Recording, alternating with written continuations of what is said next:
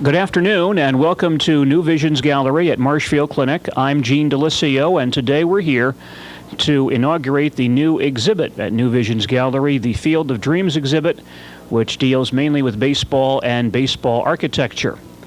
And we're going to start the exhibit today by having a panel discussion on baseball architecture, mainly about baseball fields, ballparks, stadiums, and we have several experts here who want to talk to you about baseball architecture and some of the stadiums that they are familiar with. This gentleman on the end here is Cy Buker, and Cy is a native of Greenwood. Cy pitched in professional baseball in the 1940s and 50s. He pitched for the Brooklyn Dodgers in the mid-1940s, also spent many years in the high minor leagues, primarily the American Association, the AAA American Association back in the 40s when AAA baseball was really just one step below major leagues and in some areas very even with Major League Baseball. And Cy has certainly pitched and played in many of the stadiums which today we romanticize about and think about as being stadiums which are no longer with us, but we still think about a lot in our hearts. Thom Gerretsen here is the news director of WDLB, WLJY, and WOSQ, and Thom is a big baseball fan, and we really mean he's a big baseball fan. But he's also visited many, many ballparks around the nation, major league ballparks, minor league parks as well, and he will share some of those experiences with us also. And on this end, we have Marshfield's Gary Varsho, who is a veteran Major League Baseball player, has played Major League Baseball for 7 seasons, and spent the 1995 season with the Philadelphia Phillies. And so between these 3 gentlemen, we can probably get a good idea of what baseball stadiums are like and some of their favorite stadiums and ballparks and how they feel about baseball architecture. I want to start with Cy Buker and have him give us some of his memories of some of the ballparks he played in. And Cy, first of all, I'm going to ask you to hold the microphone here so it makes it a lot easier. But can you talk about some of the ballparks you played in, especially in the National League in your days with the Dodgers back in the mid-40s? Well, to begin with, it would be probably fitting to start out with the Polo Grounds. They were a pitcher's nightmare. Both foul lines were 269 feet away. If you stood up on home plate, you could almost spit over them. And if you threw a ball inside, you didn't have to turn around. You could tell by the sound if it was going to stay in the park or goodbye. If you could get them to hit the ball to center field, you'd have a good chance of winning because the center field clubhouse was in center field, and the center field, what they call a fence, was 900 feet away from home plate. They could have divided that a little bit, but there was a street on each side of the 269-foot fence, so they couldn't play out in the street. Some of the older parks that are gone now, Sportsman's Park in St. Louis, was all right as far as the fence distance, but the surface was very poor, and the facilities were not the best. I was just telling Gary about the shower conditions in St. Louis Sportsman's Park. We for 25 ball players, they had 1 shower spigot. So when you finished the game, you either sat on a bench or you went in there and fought somebody to get some water on. Now I imagine, I haven't seen it, but I imagine it's pretty nice. Didn't you? Yeah. Okay. Then we get over to Cincinnati and the old Crosley Field. It was, the playing surfaces were pretty good, but the fences, one of them was up on a kind of a hill, and a lot of balls were lost because outfielders that didn't know the park would stumble. Some of them would stumble far enough so they couldn't get up and throw the ball back in. The guy was all the way around by the time they retrieved it.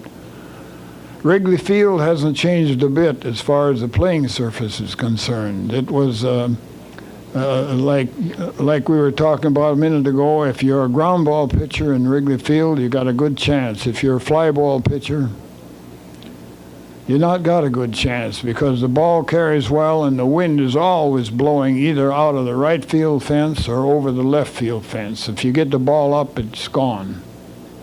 That's why you see some of those ball games down there at Wrigley where there's 6, 8, sometimes even 10 home runs in one ball game. That's what people come to see. I could never figure out why I got fired. They all come to see the long ball, and every time I'd throw up a lot of long balls, the next day I was gone. Doesn't make sense. They like to score 15-14. I was in a lot of those. Then you get over, the most Forbes Field always comes to mind. This is almost the truth, almost. You go into Pittsburgh and there wouldn't be anybody ready to pitch because they all were beat up from fighting to see who'd get out there to pitch because the fences were so far from home plate you couldn't see them. In other words, if you threw any ball that was hit in the air, it had no chance at all of getting out of the ballpark. So it was a pitcher's paradise. Then you came, let me see what's left. Scheib, Philadelphia. Stands were deteriorating pretty badly. The playing surface was good, and the fences were pretty uniform. So all in all, they've changed quite a bit as far as I can read and understand. Gary will know a lot more about that than I can. I know how it was, but there were some parks, the stands were real bad, and there were some parks that the playing surface was real bad. To me, a major league park certainly should be longer than 269 feet away from home plate, the fence. I don't know. I knew I was going to get a little backlash. Is there anything else that I've forgotten about the big league parks? Oh, Ebbets Field. Oh, yes, that's another one. Ebbets Field left field was 335, and if you can take a look at that old Ebbets Field poster there, the right field was 290, but it had a screen that extended up about 30 feet above the wall, so it was a pretty good poke to get it out of there, and yet there's a good many of them that went sailing. But it was if you knew how to pitch, you keep the ball away from the left-handers, like Gary here, so he can't get up and jerk it, you could do pretty well.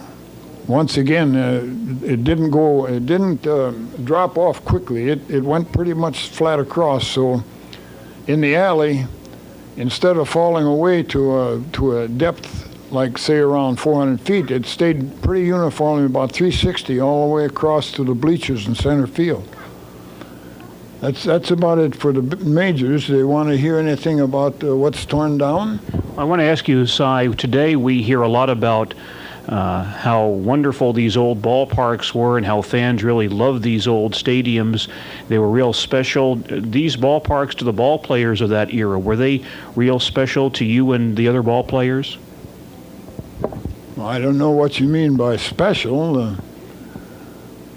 They were nice to play in. Most of them had good groundskeepers. The thing that we didn't like was the pitchers didn't like the short fences. The hitters did like them, so it was 6 of one and half a dozen of the other, you see. I want to talk to Gary for a moment. First of all, we want to ask all you folks, if you would, those of you who are standing, we have lots of seats in here. If you'd like to fill in and sit down in some of these seats, you're certainly more than welcome to do that. We want to ask Gary about some of the stadiums that he's playing in today and how they compare with some of those old ballparks and how the ball players feel today about playing in these brand new stadiums. Gary? Well, first of all, what comes to mind is if we're talking about new stadiums, I played in a lot of old stadiums as far as at the minor league level, and I've been in probably those one shower stalls in Pittsfield, Massachusetts, and Waterbury, Connecticut, where you had the old brick field. I mean, the old brick on the outside was very beautiful, and the playing surface was okay, but you went into those clubhouses, and you're talking about a clubhouse that's a little bigger than this square with a little stall over here, and it's pretty bad. And actually, Indianapolis's ballpark, did you ever play in Indianapolis? Well, it's probably the same, yeah. Several years ago? No. Oh. Yes, it was 3 or 4, I forget. Oh, yeah. But you take the Indianapolis ballpark, playing surface was nice, big. But, no, I don't need that. Yeah, but it was big, but the facilities inside were bad as far as a player's point of They view. were all bad. They were all bad. Well, just bad for the road team. that's Right? right. Well, today's new ballparks, as being inside and being able to see the facilities, is unbelievable. When I walked into Coors Field this year in Colorado, I got there at 1 o'clock. The game was at 7:30 because I wanted to see the ballpark and all the things that they had going on around it. And from our hotel, which is not really, it's out of sync because you can actually walk from the hotel to the ballpark. In most cities, you can't do that. You either take the bus or you take a taxi or you get there some other way transportation-wise. But in Colorado, you can go and walk to the ballpark, and you see this beautiful brick with the arches, and it's magnificent. And you can actually walk all the way around, sort of like Wrigley, where you can walk all the way around. But the minute you walk into that building and actually walk into the clubhouse as a player, I mean, there's the very best carpeting. All the stalls are in cherry wood. All the lockers are in cherry wood. The inside of the locker room is probably, I'll tell you this, the Colorado home side is probably almost as big as this whole place right here. It's that big. And I mean, there's so much room, and everything is, the couches are nice. They got TV sets all over the place. Well, here I am. I mean, and the visitor side is almost as big, and here I am, a little cheesehead from Marshfield, walking into this place going, holy man, this is unbelievable. I never thought I'd see that. Greenwood. But, and then to top it off, in order to get from the clubhouse to the ballpark itself, they have your own batting screens, your own mounds. The pitchers can come in there and throw on the side inside. You can get extra hitting inside. You don't have to go out to any facility. You can walk from your locker basically 100 feet, and there you can walk down to a little area where they have all their hitting facilities, and you can they've really tried to make it adaptable, not only for the player, but now as a fan, you come in there, and they have their rock pile, which is basically the whole center field seats, and I think they charge $5 per seat, and I mean, as a fan, you can actually afford to come to that ballpark, and to bring, mom and dad and the 2 kids can actually possibly afford a game, and there's just so many more things going on, and as a fan, I know that it's more of an entertainment now than it is the game itself, the beauty of the game. We all love baseball, but more or less there's a lot more entertaining going on. But as much as I like Coors Field, I think there's nothing that makes a baseball fan enjoy a game more, and that's Wrigley Field. There's just something about it on a summer afternoon in Wrigley Field that makes that place special. Whether it's the bleacher people out there, whether it's just that buzz, that electricity that goes through. It's almost like, I went to a Packer game last year, the playoff game, and that was that same little buzz that goes on, and it's a real special feeling, especially being a player there. And they've done some renovating there. They've done a lot of nice things, but it's still the same old stadium that everybody has seen throughout the years. And that's what makes that pretty special. I was there when they put the lights on. The lights are terrible. They almost should play more day games because the lights are so bad. But everything's not perfect in the big leagues. They have their problems. I mean, but San Francisco has their problems with the weather. It's so bad at times. I mean, it's the coldest day I spent in the big leagues was July 4th, and sitting on the bench, and I was freezing. But as far as a fan, accommodating to the fan, it was terrible. You got to wear your winter parkas there in order to enjoy a baseball game on a Saturday afternoon. Do you still have to walk all the way down the right field line to get to your locker? Right, all the way down. They don't, but the visitors do it. The home team doesn't. But they finally put heaters in the club and the dugout, so now you can at least keep your feet warm.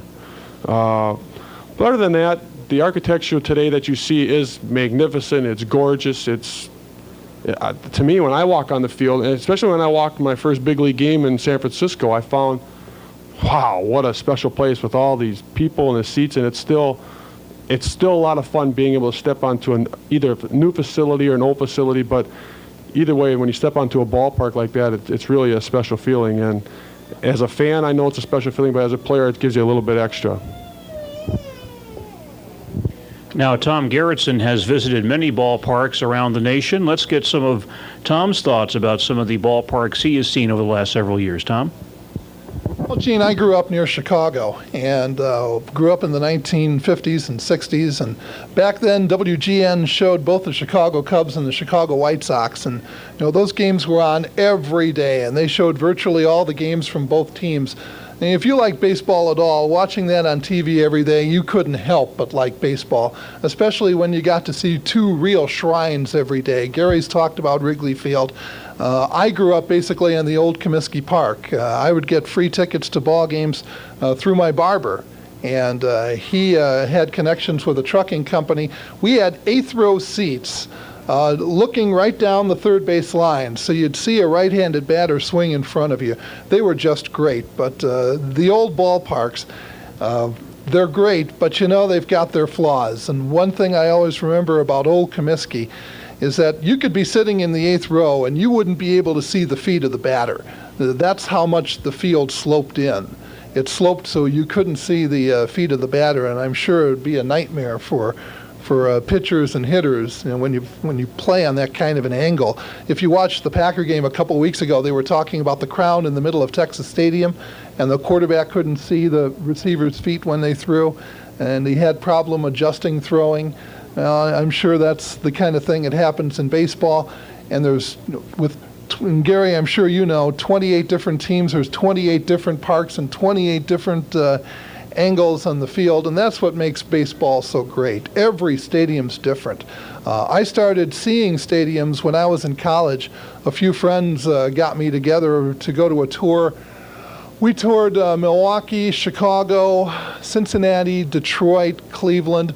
We did that, and after I did that in the mid-'70s, my vow was to see all the major league ballparks in my life. I've since read books from people who've done it in one summer, but I don't have the time and I don't have the money to do that. But I've been to 21 of the 28 different teams. Some places I've been to both the old and the new stadium. Exhibition Stadium in Toronto really was nothing but a grandstand for a fairground is what it started out as. And they had a section of bleachers that just went beyond right field. And it was bleachers all the way down. And you could be sitting 100 feet away from the foul pole. Sorry, Si. You could be sitting 100 feet away from the foul pole, beyond the foul pole, and they'd charge like $5, and you couldn't see the game, but they'd still let you sit there. I talked about the old Comiskey Park, and you remember the exploding scoreboard. They had 2 decks of seats all the way around. Don't get the seat in the corner, in the left field corner beyond the foul pole, way in the lower deck. Maybe you're about 50 feet away on the other side of the foul pole. Good luck seeing. That's the problem with the old stadiums. They look beautiful, but the architecture had the posts, and if you didn't sit in the box seats, you couldn't see very much. County Stadium is, most of you, I hope, have been to County Stadium to see a Brewer game. Most of the seats are pretty nice. They still have the posts and the problems. They have a problem with press boxes and seating where you could sit in a certain section. I think it's 35 down the right field line, and you can only see half the field. Every stadium has its intricacies like that. My favorites, though, are basically the old ballparks. County Stadium's nice. If you've ever read that County Stadium by far had the best food in the majors, they do. I will tell you that. This gut is full of hot dogs and bratwursts and hamburgers, and I live to tell you that by far the best food is still the basic County Stadium bratwurst with the secret stadium sauce. Bob Costas loves it the best. I love it the best. The reason I go to these baseball games and see as many stadiums as I can is I just love the emotion of the game. I like baseball.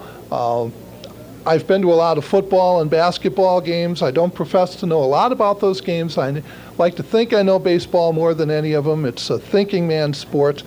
but just to be in the emotion of the crowd and have that crowd around you. People would say, well, wouldn't you like to sit in a luxury box sometime? And I'd say, heck no. It's like sitting at home on television.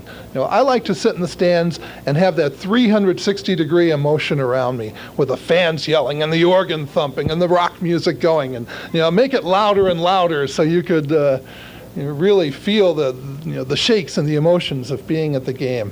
I just love it. And I've taken a couple of 3 different trips of 2 weeks or longer just to take in different ballparks. I've taken in all 5 California ballparks in 91. Brian, my son, sitting in the audience, in 93, we went out east.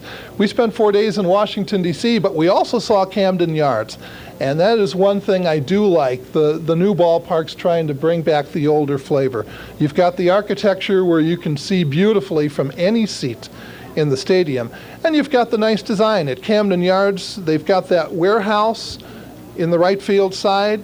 Hopefully you saw it. If you've perhaps maybe see Cal Ripken, one of his record-breaking games. But in between the right field seats and that warehouse is a whole walkway of entertainment. Boog Powell has a barbecue stand there. That building houses souvenir shops. And that's part of the game today. Free agency in 1975 raised up player salaries, and ever since then, baseball's been trying to come up with ways to pay for them. And I think they've done pretty good. Television, ticket revenues, the souvenir shops, all kinds of different ways that the ballpark's out to get your money. And I think they're pretty entertaining. I enjoy a visit to both the new and the old ballpark. Just one other thing I'd like to say about the future of the ballpark. I covered the State Assembly and the Senate discussion over County Stadium and the future of the new Milwaukee Brewers Stadium. And boy, just a lot of people and a lot of legislators just didn't seem to have the idea of how really important baseball is to the fabric of society. I mean, it's just been there. It hums along. The box scores in the paper are, it's part of life. And when they're gone, you feel like you're missing something. It's a great game, and I'm glad the legislature played a big role in preserving it for the future. There are some bugaboos yet, but it looks like the Milwaukee Brewers Stadium groundbreaking is going to be on the 18th of March, I believe, and it's going to have an old-time ballpark look and design to it, and I'm sure it's going to look as nice as some of the other new stadiums out there. Thank you, Thom. Most of us are familiar with the stadiums which we've talked about here, but when Cy Buker was playing minor league baseball back in the 40s and 50s, especially in the American Association, he played in some very unique ballparks which may be familiar to some, not perhaps to all, and certainly were very interesting ballparks as well. And I'd like to have Cy talk for a few moments about some of those ballparks, especially the old American Association stadiums like in Kansas City, St. Paul, Minneapolis, and some other ballparks, Borchert Field in Milwaukee, of course, and some other ballparks, Cy, that you may have played on back in those days. Borchert Field is probably the one that most of you would be most familiar with. I've got I think in the display up there, there's 1 or 2 pictures of the old Borchert Field. This is another field that was designed between 2 streets. And this is another one of those fields where you could spit over the fence from either side. The right field was, as I recall, about 265, and the left field was the same, but it fell off. It went back pretty much straight, and originally center field was about 400 feet, and they shortened that up to 320. And then the next day, I went looking for the guy that designed the plans. I wanted to shoot him. Then you had St. Paul, Lexington Park, that's gone, so is Borchert Field. You go by there now, and you wouldn't know there was anybody ever chased the ball around the field. Lexington was not bad. They had a long right field, 351, center field about 400, and then they had a big dance pavilion in left field, and that was only 315 feet to the line, but it went pretty much on an angle out, so you could pitch so that they hit the ball in the alley. You were all right. 315. If they pull down the line, you're dead. The biggest joke of all, though, had to be Nicollet Park in Minneapolis. Some of you older folks probably remember of the doubleheaders that St. Paul and Minneapolis used to have. You'd play one game at 10 o'clock in the morning, and then you'd go to the other park and play the afternoon game at 2 o'clock. There were some days you'd be in uniform for 16 hours. And you'd be lucky if you had a sandwich in between, because you were busy riding the bus and getting over there to begin the morning game. This was generally on Decoration Day. But the park itself was something else. Both the left and the right field fences were so close, it was almost unbelievable. That's the park, I think, where old Joe Hauser broke all the records in the country for hitting home runs. I think he hit 63 or 67 up there. He was left-hand pull hitter.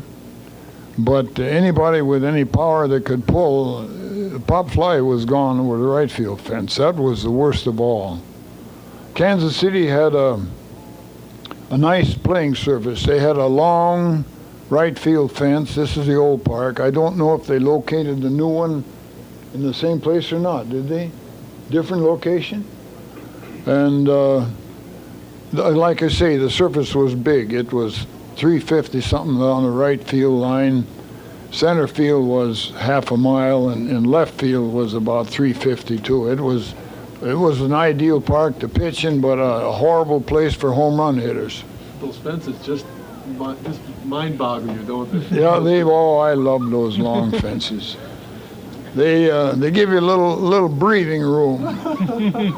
But generally, the rest of them, Indianapolis was fairly new when I was playing there, and wasn't a bad park. But you say it's all gone to pot. And Kansas City, where we got left? Louisville, that was a nice place too. You've been there? How is that now? Nice. Still nice. It was a beautiful park. They had a good playing surface and pretty well good clubhouse. What have I left out? Oh, Toledo. I couldn't forget this.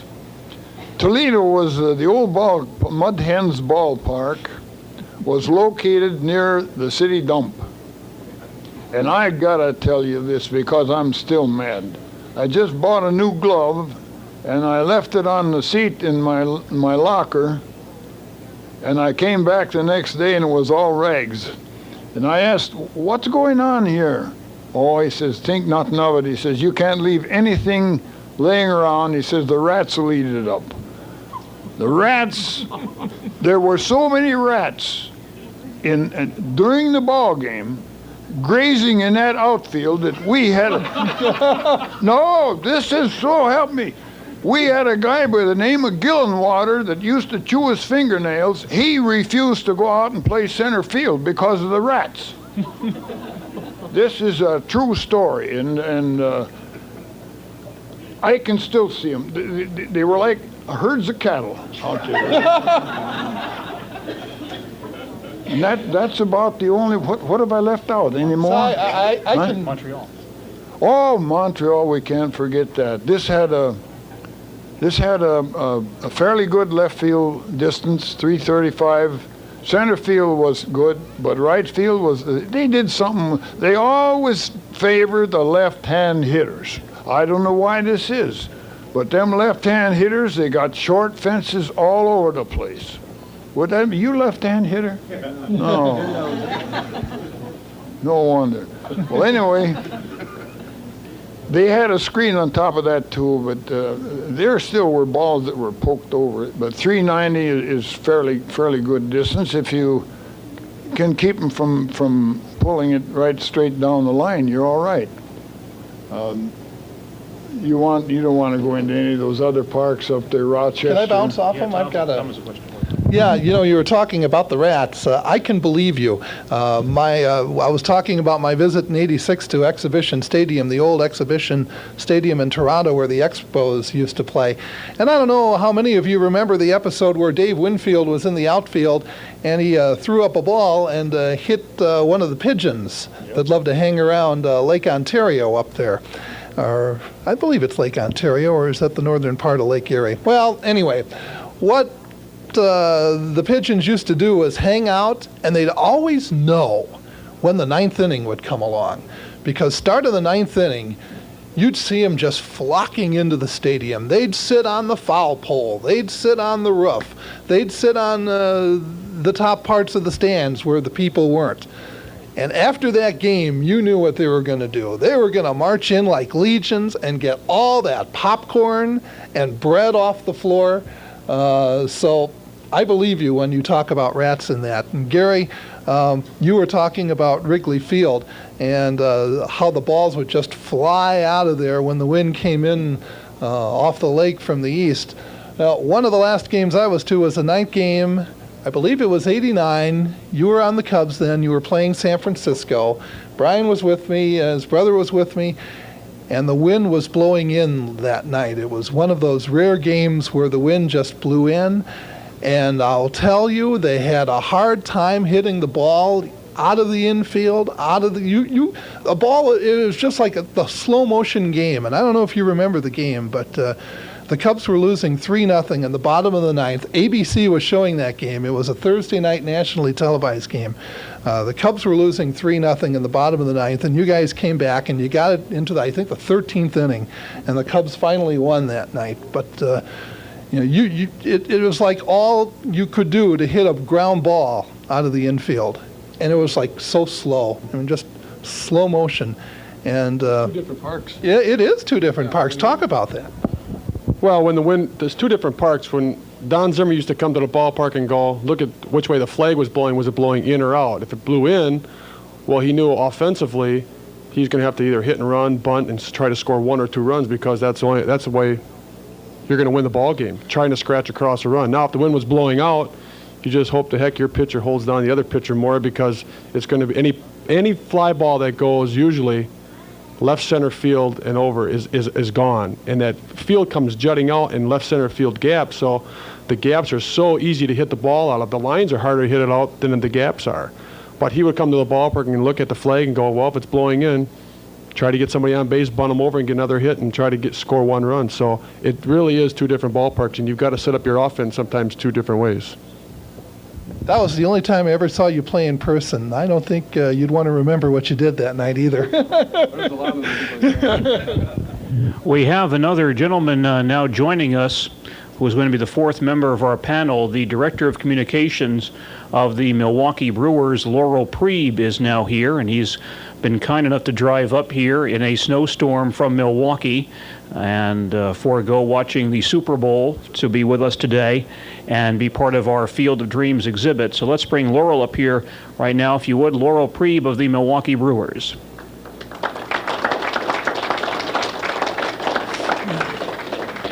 And of course, as we talk about the Milwaukee Brewers, one thing that we're certainly thinking about these days is the brand new ballpark, which is being contemplated by the Milwaukee Brewers. And we want Laurel to spend a few moments talking about the proposed new ballpark, what it will be like, and there are plenty of pictures, diagrams, and models of the ballpark in the exhibit for you to look at. But we do want to ask Laurel what the new ballpark will be like, what the plans are, and what that will mean for the Milwaukee Brewers and baseball in Milwaukee and Wisconsin. Laurel? Thanks a lot. Sorry I ran a little late today. The driving just a tad slow coming up from Milwaukee, so fortunately I made it around some of those cars on the way up, though. As I was coming up here, I was thinking, why baseball? When it comes to ballparks, why is it always baseball that is focused upon? And as I guess tried to analyze it a little bit myself, I suppose there's a couple of things that came to mind. One, it is the memories, I think, that one builds up by going to wherever they went to as a youth, that really builds up a repertoire of great times that one is not likely to forget. But, you know, it needs to go beyond that, because there's a lot of different places that one has a lot of good memories from. And memories just isn't going to do it by itself. What is it about baseball that probably makes it just a little bit different? I think there's, secondly, somewhat of a romantic nature to the game. I think it being an outdoors game, one that is played on grass for the most part. And, you know, there's just that notion of those lazy summer days that do spark a romantic notion where it comes to this game that it cannot be really duplicated by others.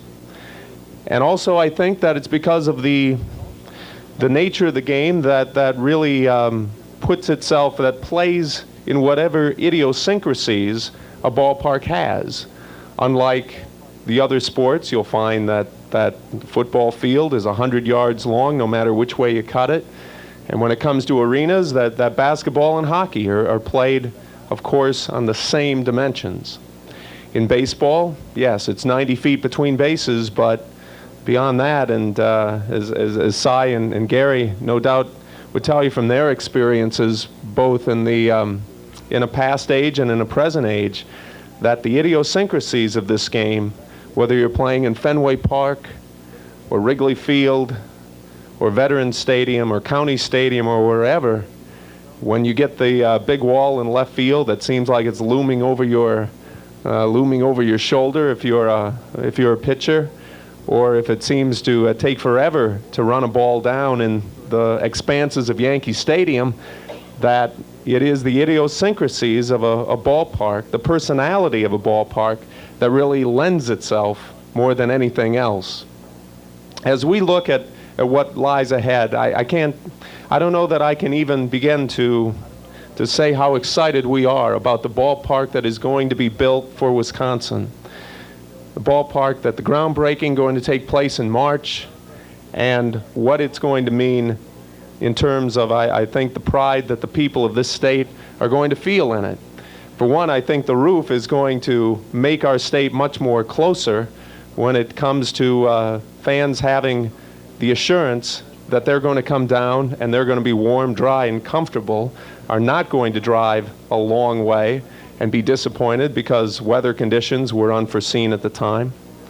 I grew up on a farm out in South Dakota, about a 4.5-hour drive from the Twin Cities.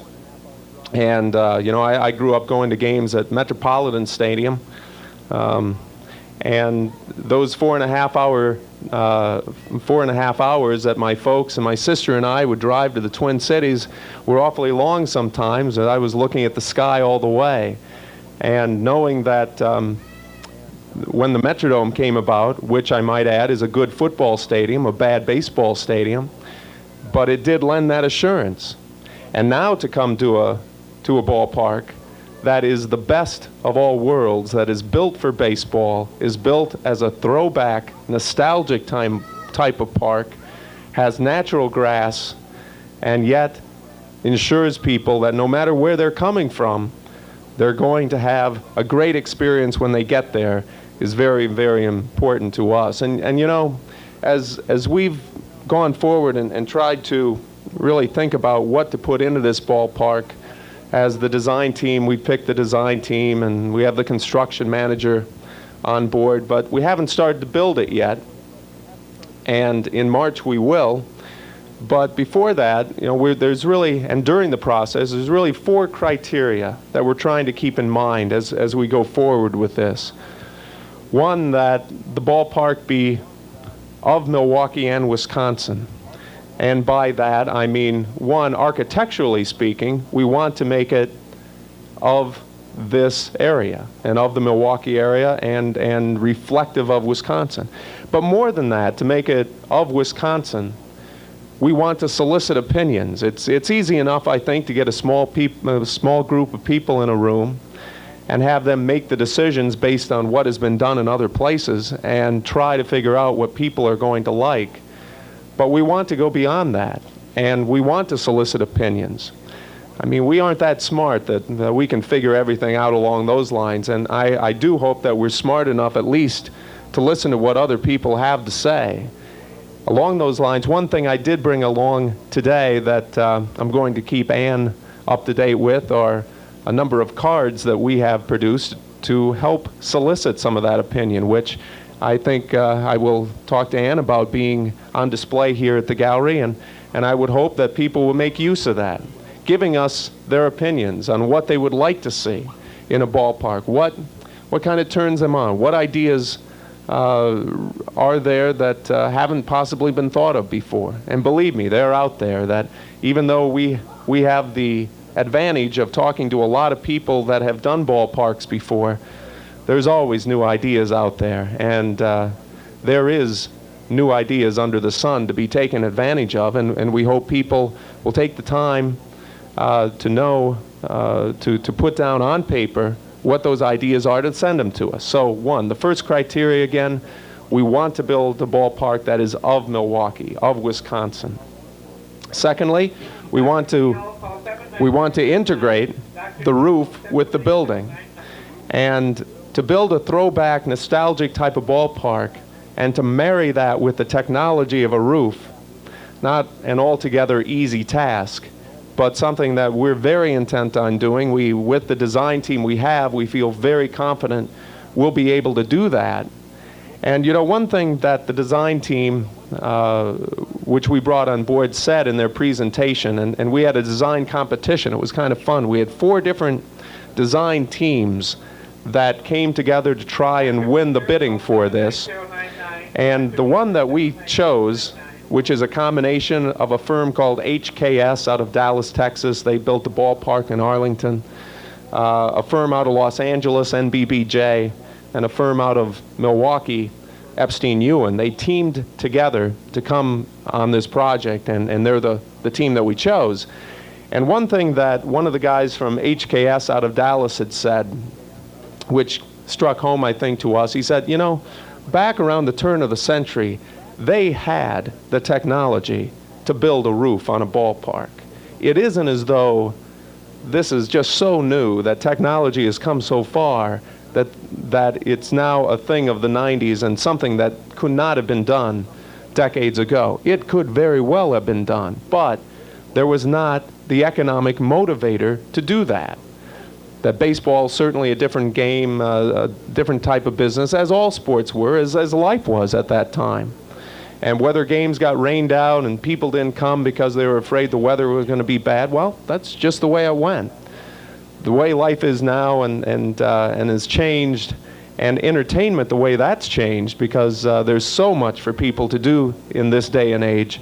You want to present the best thing possible for people, and accordingly, it brings forth, particularly in the northern reaches of the country, the need to have a roof. But they could have easily have done it back around the turn of the century had there been a motivation to do it. And so HKS, the guy that had mentioned this in the presentation, had said, what they asked themselves as they were putting their ideas together before the presentation, if they had built a roof around 1900, what would it have looked like? And that's what they tried to come forward with on the model that they finally presented. And a winning proposal, one that we decided to choose, is a roof that they believe would have looked like around the turn of the century had they built one. One in which there are a plethora of arches to it, and I think really trying to play off the old train stations and to build something that would be reminiscent of that. And I think they succeeded, that they believe there is an elegance in arches that you are not going to find in other types of designs. And accordingly, the roof design that they put forward is one that is full of arches, large ones down the first and the third base side, that I think is going to help give this throwback look and to integrate the roof with the building. The third criteria is to extend the ballpark experience throughout the entire site. we felt very strongly about having the ballpark where it is right now, and that being in an area that is very accessible to all the freeways, coming from this area, coming from the Minnesota area, coming up from the Chicago area, to have an area that is very accessible to freeways and to have it in the current site. But one thing we want to do is extend the ballpark experience throughout the entire site. Currently, our ballpark, and it's a great place to watch a baseball game, is a ballpark in a sea of asphalt. And that's something that we are not looking to have. We, through the use of landscaping, through the use of what we're going to do out in the parking lot, and throughout the tailgating areas, and Wisconsin is easily the king of the galaxy when it comes to tailgating, is to have a ballpark and a park that people want to come to have a good time, even before they go into the ballpark itself. And in a sense, I suppose, we're looking to build a park within a park.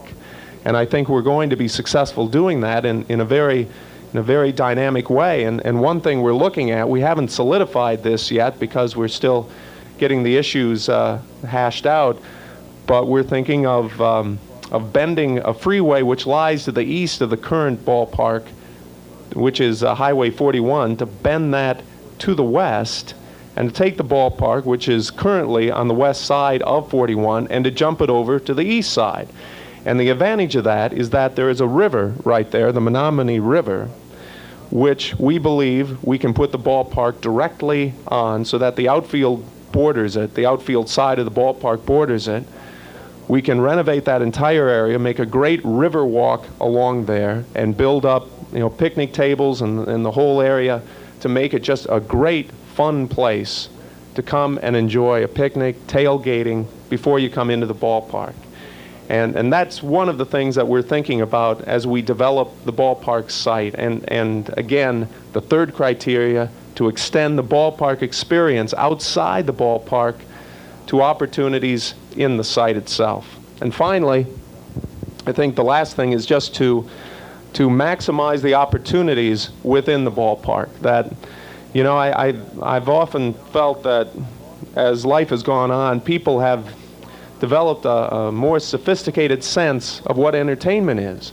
And whether you're going to a movie or going to a concert or going to a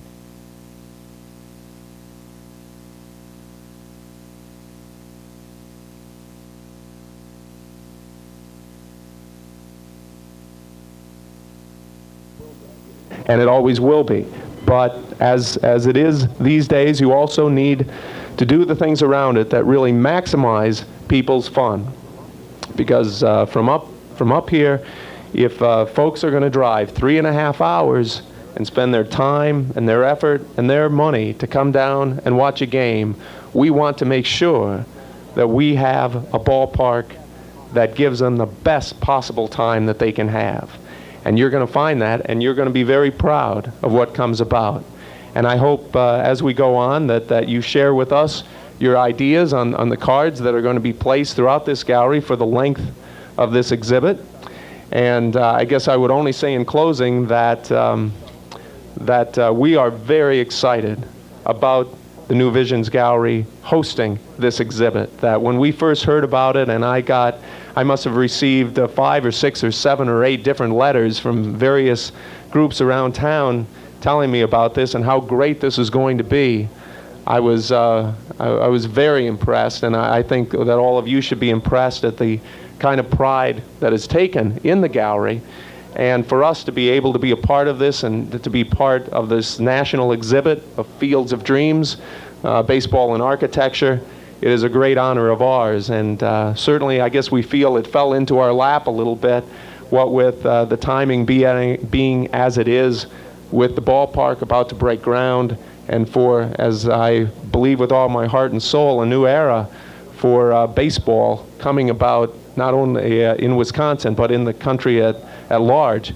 But I do believe this, that the ballpark is going to make a great impact up here, and something that, again, all of Wisconsin should be proud of. So congratulations to Ann and everybody with New Visions for the exhibit, And I hope that the entire run of this, taking you well into March and probably right up until the time we break ground, is a very successful one. So thanks again for having me here today. I appreciate it a lot.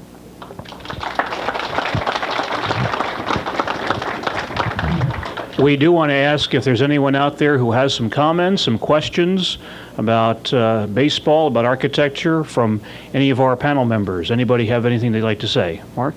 I think it's one of the, keep talking today about Wrigley, what a special place that is, and I think one of the most impressive things about that is how it fits into that neighborhood. You've got actual real people living there. How successful are they with the new designs of fitting these into the area, or are these just giant hard rock cafes kind of just placed in the spot where they're at? You want me to handle that one?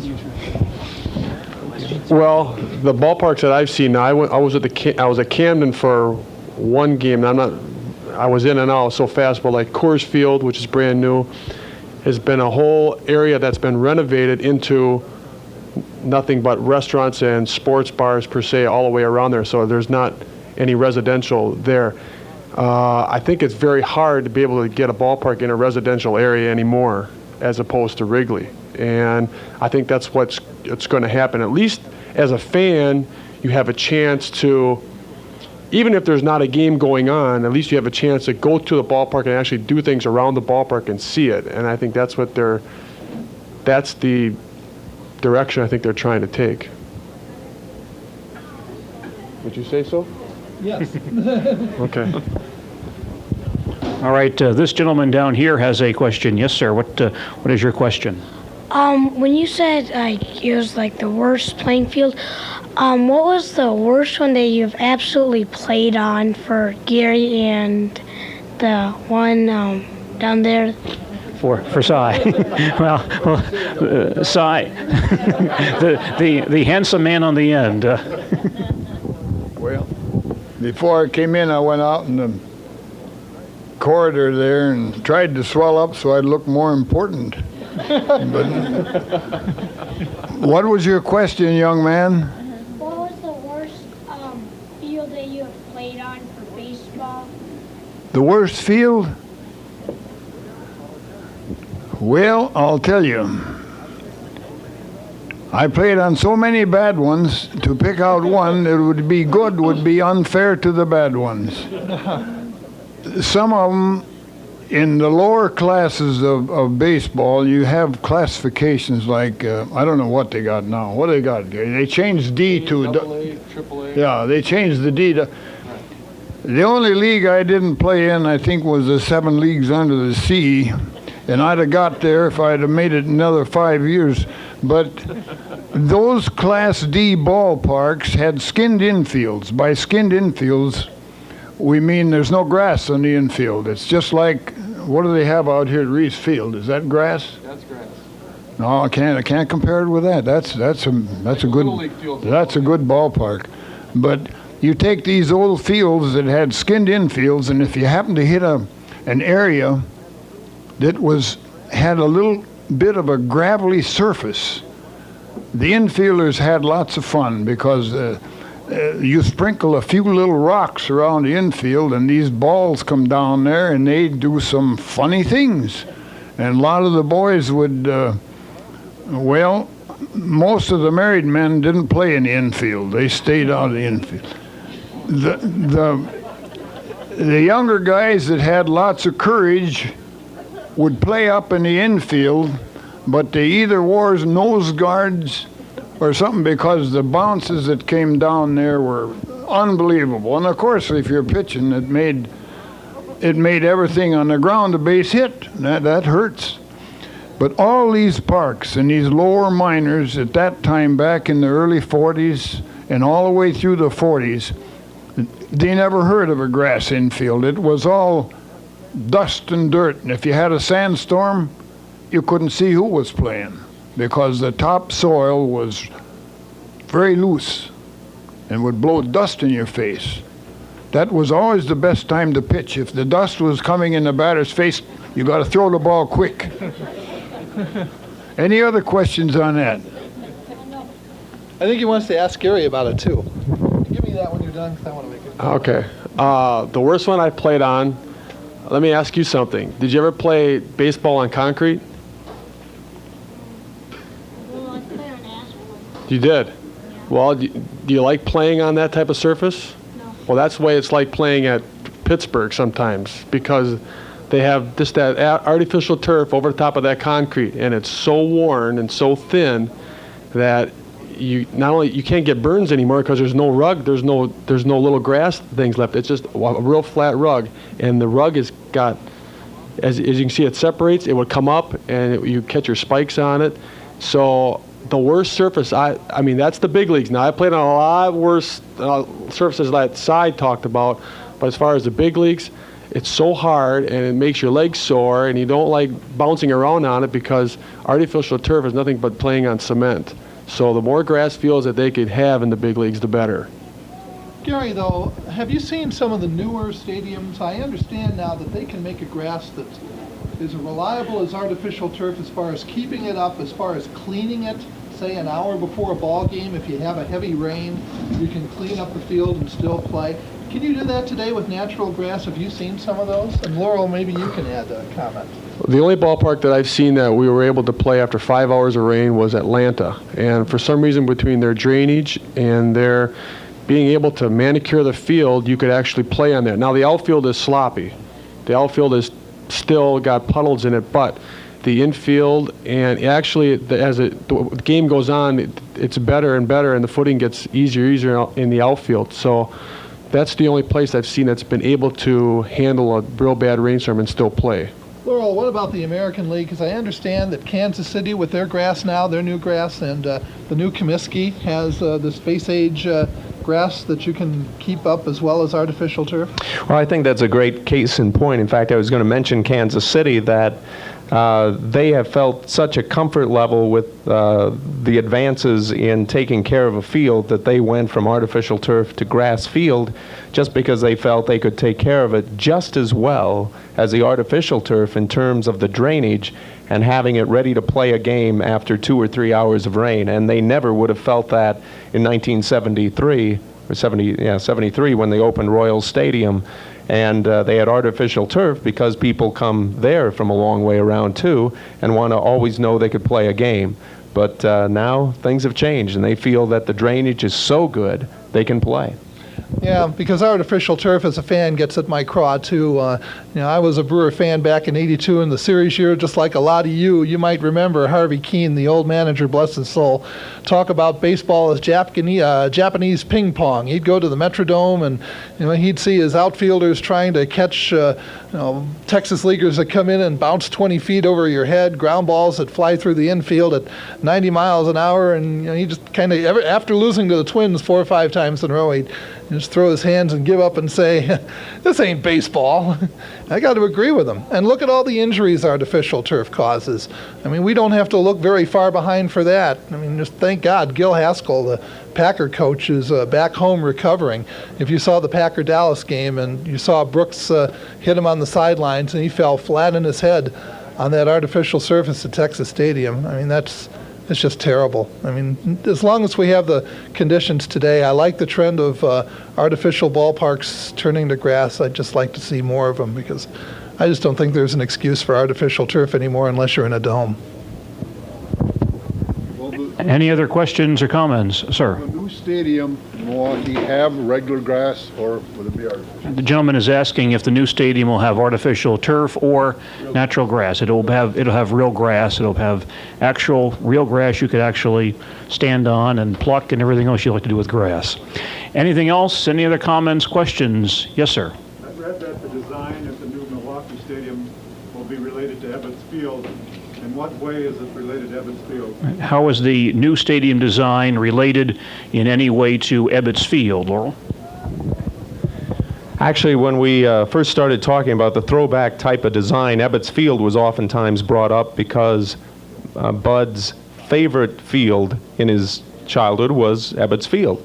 And because Ebbets Field has such a national type of aura around it, that it made it that much more easier to really really cotton to. Now as we're getting into the actual design of the ballpark, I think that the Ebbets Field comparisons are somewhat waning a little bit, that they aren't as strong, that really our intent is to build that type of nostalgic looking ballpark using a lot of brick, using just a ballpark that makes it as intimate as possible for baseball, and even the size of the ballpark will be more akin to an Ebbets Field type of place, in that the capacity will be more like 42,500 as opposed to what we currently have at about 55,000. So I think in terms of the intimacy and the look that it all brings together, we'll have, I suppose, some comparison to Ebbets Field, but you could probably find that same comparison to other old-time ballparks that we're trying to emulate. Anything else? Anything else somebody has to say? Questions, comments? Yes, ma'am. How far is the new ballpark from the old one, and couldn't they have built it further north to us northerners to get to, because we don't like to drive that far down? And how? What is Make it more Wisconsin, what is the Milwaukee. proximity of the new ballpark to the old ballpark, Laurel? Well, it'll probably be about 50 to 60 yards to the east, if that's what you mean. And it's funny, I heard the same question from someone who lived in northern Illinois not long ago. Why didn't we build it further to the south? Because those southerners don't like to drive as far north. I think that it's one of those scenarios where we felt very strongly about having it at the intersection of major freeways, and beyond that to try and put it in the middle of as many people as we can, also keeping in mind what we have in the southern reaches of the state and into northern Illinois and down in that way, and also heading out towards Iowa, as well as keeping this in mind as well. So it's one of those questions that I suppose you only give a correct answer in terms of who you're talking to, because there are many different right ones. I know in the 21 parks I've been to, I personally like it when I can see a flavor of the city, when I can go do other things. I know there was a lot of discussion of the downtown Milwaukee ballpark. I like going downtown Milwaukee. I love the Bradley Center. But I also understand the argument that they have traffic, that land may not be available. I mean, I've gotten in some real traffic jams getting back to I-94 from the Bradley Center, and that's when 16,000 people attend a game. You talk about 40,000, maybe the freeway system, and I've heard this from others, the freeway system is just not massive enough to support all that traffic downtown. It's too bad, because it would have been nice down there, I thought.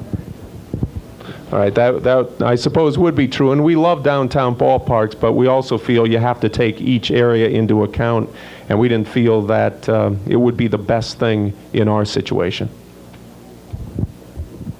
Anything else from someone? Yes, sir, in the back. Based on your proximity to Mr. Seeley, what are the prospects for a labor agreement, and are there any pursuit of player strikes in the future?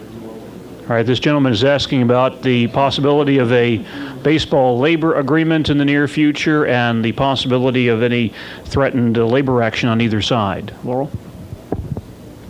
Maybe I should give this to Gary.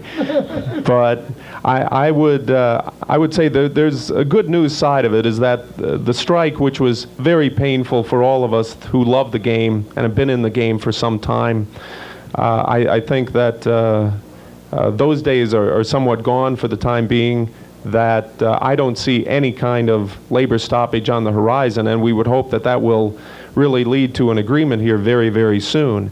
That I suppose there's the good news part of it is that both the management and the player side know that there cannot be a disruption, and neither side is talking about it nor has any plans whatsoever of that ever happening again.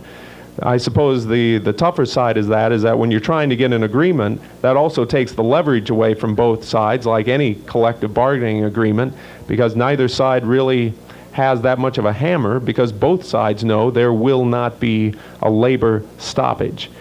Yet we also know there has to be an agreement. All of this is to say we are very pleased. The game is back on the field where it belongs. It's going to stay there. And at some point, and I hope before the season starts, we will have a labor agreement that goes some 5, 6, 7 years, and we never come across this situation again. Anything? And Gary agrees, so we could do the deal right here. I think this gentleman had, somebody else had one more comment or question? No? All right. Well, some of our panel members have a long way to drive back to their homes, so we're going to end our conversation, our panel discussion here. But we certainly invite you to partake of the refreshments and partake, especially since Thom Gerretsen's been on the panel now. He's going to hit that refreshment stand hard, so you better get there right now. And then, of course, see the exhibits inside New Vision's gallery. It's a lot of fun, very entertaining, very informative, and for baseball fans, something I'm sure you'll all enjoy. Thank you for being with us today, and enjoy the rest of the day and the exhibit at New Vision's gallery.